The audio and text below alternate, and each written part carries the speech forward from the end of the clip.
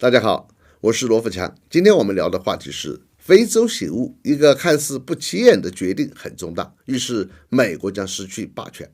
日前，肯尼亚总统对媒体怒斥美国，54个非洲领导人像小学生一样被塞进大巴拉去会场。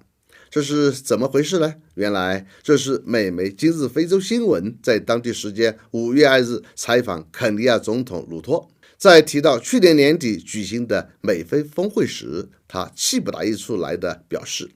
非洲国家领导人当时遭到了欺辱，被当成小学生般敷衍对待，怒斥美国人应该尊重非洲领导人。很多人都知道，拜登政府现在最爱玩的外交把戏之一就是美国加会议，也就是美国与一些区域国际组织的双边会议，比如美国加东盟峰会、美国加东南亚峰会、美国加印太峰会、美国加海湾国家峰会等等。肯尼亚总统说的就是去年底召开的美国加非洲峰会。这样的会议等于是美国是一方，其他十几个、几十个国家是一方。仅仅是会议方式就把美国变成了领导者，好像是小学生的班主任一样，其他国家都是这个班的小学生。在4月28日至30日举办的2023非洲领导力大会上，肯尼亚总统鲁托不满地说，50多名非洲国家领导人出席峰会，却没能与美国总统拜登进行平等的1对1会晤。我们54个领导人像小学生一样被塞进大巴里拉去会场，这是不对的。以后任何国家想与非洲进行讨论，我们不再集体出席，将由非洲联盟主席代表。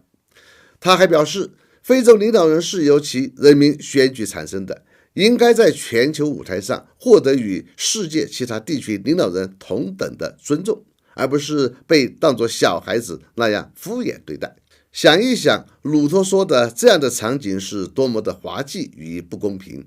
让我们54个人都去坐在来自另一个地方的一位先生面前，这是不明智的。有时我们会受到欺凌，我们像小学生一样被塞进大巴拉到会场，这是不对的。今后如果任何其他国家要与非洲之间进行讨论，我们不会再集体出席了，将由主席代表。他批评称，这种把整个非洲的领导人集合起来，最终只与一个国家的领导人的会面安排，是非常不公平、不对等的。由此，鲁托表示，非洲联盟已经做出一个新的决定，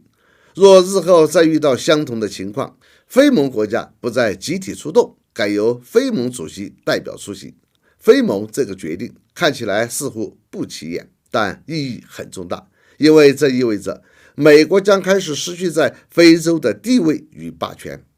这是非洲一个很重要的决定，对打击美国霸权的意义很重大，因为这个决定将启发其他地区的区域组织，比如东盟、阿盟、南美国家联盟等等，以后大概率也会效仿非盟的做法，不会再把美国当成小学生的班主任了。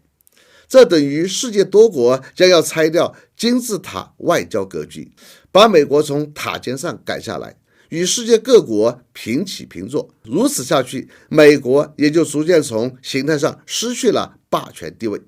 我想说，非盟干得真好。